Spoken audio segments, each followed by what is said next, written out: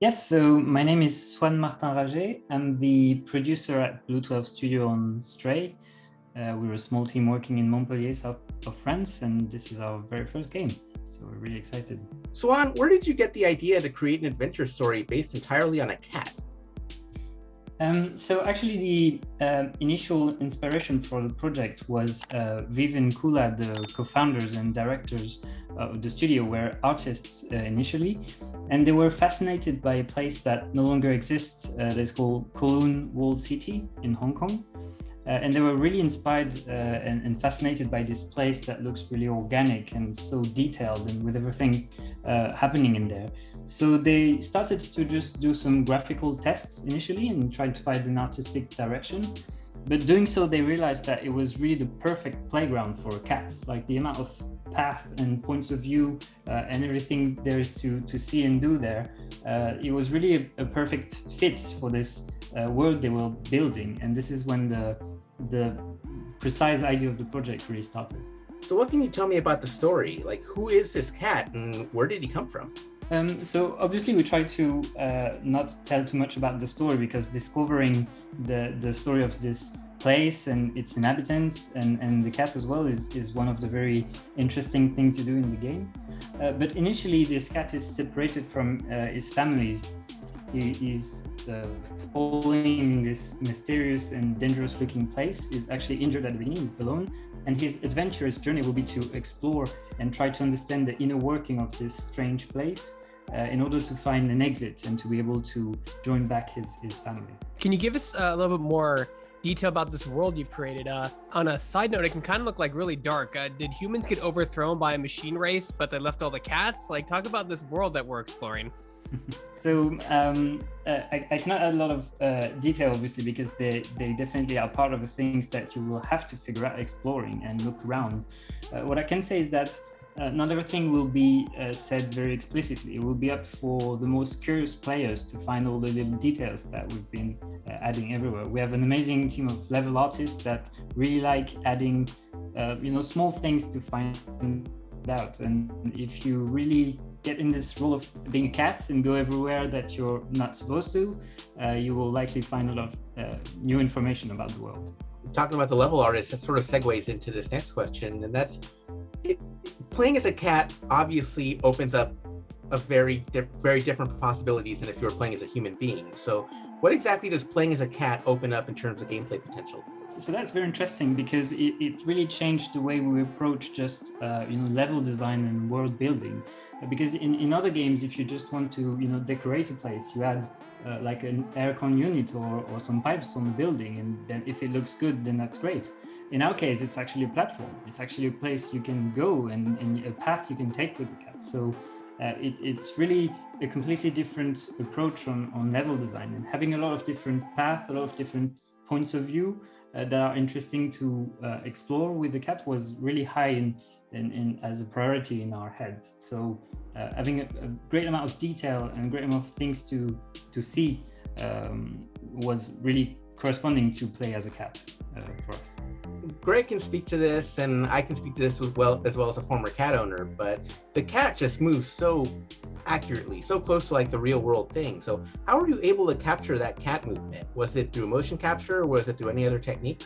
No, we never actually used cat motion capture. The vast majority of animation for the cat have been made by one person.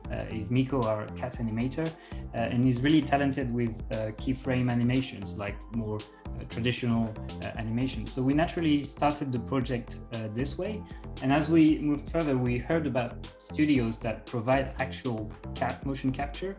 And even though it was really funny to look at the video of those poor cats being, like dressed as motion capture artists, we felt that the freedom that allows us the keyframe animation, and also having a lot of very specific situations in the game that would be very dangerous to ask an actual real cat to reproduce, we really kept this and did the whole project with just manual animation. How did you decide which cats? There's a tons of different breeds of cat. What made you guys decide on the specific types of breeds of cat you put in your game? So the main character of the game is loosely based on one of the co-owners' cats. Viv and Kula have two cats. One of them is called Murtough, is a red stray that was found near Montpellier, and it was there since the very beginning of the project and was a constant reference and inspiration for them. So the visual, at least, was really from there. There's a central sidekick that you introduced in the game. It's a robot named BlueTwelve. What do we know about BlueTwelve, and what made you want to give the cat a sidekick? So BlueTwelve came really early in the conception as initially, a nice complementary set of skills for the cat. As we all know, cats are not really good to interact with technology, so we needed a way to do this more efficiently in the game. Also, BlueTwelve can talk with the inhabitants of the city. That's really important for us to develop backstories and learn more about the place. So this came quite early in the beginning as a game design tool sort of thing, to have a lot of varied puzzles and interactions. But it was also a very nice character, and we started to have a lot of ideas for a backstory and how we can fit in this whole new world that we were building. So there's a lot to learn about BlueTwelve as well in the game. During the presentation of the press, you mentioned that this game once had survival mechanics, but you ultimately moved away from that. So what made you guys want to scrap the survival component?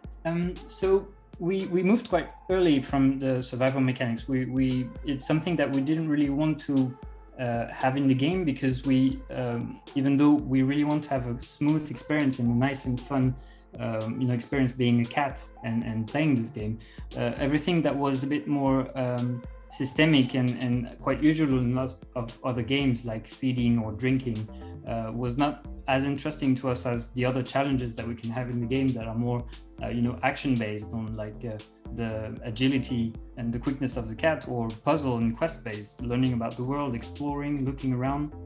Those types of mechanics are more appealing and interesting to us. So we didn't feel the need to add more classic systemic survival feature. What are the main challenges in telling a story that's centered around an animal character who can't speak? It is challenging, for sure. It was very interesting to see the initial discussions about the type of story for the game.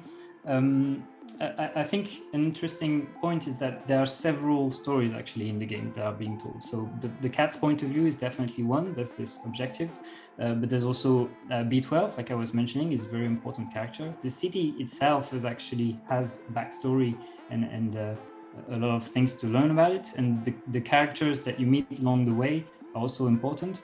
So all of this makes bits of a puzzle that eventually will have a clearer picture of what this world is. Do you guys use any references to other games that featured cats? I mean, the only thing that I can think of off the top of my head is Cat Mario. But any other games you looked at for inspirations or ideas? Not directly games, I think. But the good thing we realized is that it really seems the internet was invented to host cat pictures and cat videos. So you have this constant stream of references and ideas for gameplay situations. So that was very interesting. But I think, in terms of actual other games, we more have been inspired from movies like Blade Runner, for instance, was also a very strong visual reference, and places like Golden Wall City was definitely something that inspired us a lot. Do you think your game offers something for everybody, including those dog people out there? Yes, I think so. So I personally own 2 cats and 2 dogs, so I'm both team. I can relate.